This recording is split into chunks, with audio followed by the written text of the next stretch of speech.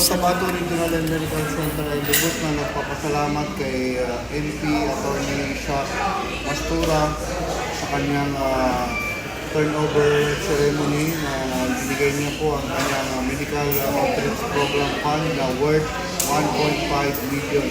So far po, siya po yung mga may pinakamalaking ibinigay dito po sa Cotabato Regional and Medical Center na ito po ay gagamitin sa ating mga indigent patient, yung mga walang kakayahang magbayad, o di kaya yung mga pasyente na wala talaga, ni pamasahe ay wala pong kakayahan. So ito po ay gagamitin natin sa lahat po ng walang kakayahan bumayad o kaya sa charity or indigent patient dito po sa Cotabato Regional and Medical Center. So ito po ay bibigay natin sa Malasakit Center. Sila po ang bahalang mag-screen or mag-identify ng mga pasyenteng indigent patient. So yung iba pong mga member ng Parliament, kayo po ay aking inaanihan or humingi sa inyo ng tulong na magbigay na rin po kayo dito, maglagay po kayo ng inyong MOP up to the last centavo po ay audited, well accounted na nabibigay po sa ating mga indigent patient dito po sa Bangsamoro Autonomous Region tsaka po sa iba pong probinsya na hindi po sakop ng BAR like North Cotabato or sa Socraden Region. So marami pong salamat sa walang sawang suporta sa Cotabato Regional and Medical Center.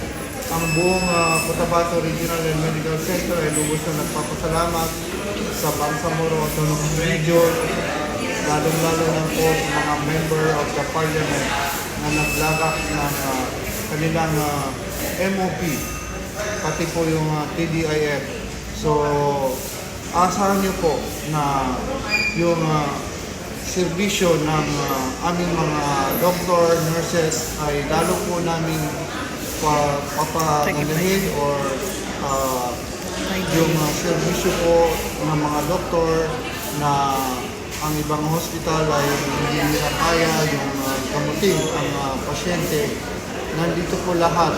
Meron po tayong lahat ng klaseng espesyalista na doktor. Nandito po sa Cotabato Regional and Medical Center. Ngayon po,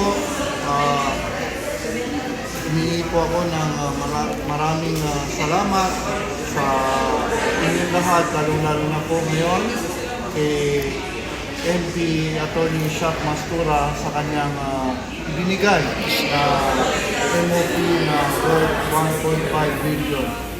Napakalaking bagay po ito sa lahat ng ating mga indigent patient. Ngayon po, maraming salamat. Wabillahi taufiq wal hidayah. Wassalamualaikum warahmatullahi wabarakatuh. Waalaikumsalam warahmatullahi wabarakatuh. Yan po yung panayam kay Dr. Ismael Dimore. Huwag siya sinagawang turnover ceremony of Medical Outreach Program Fund sponsored by NP Attorney Shaq V. Mastura.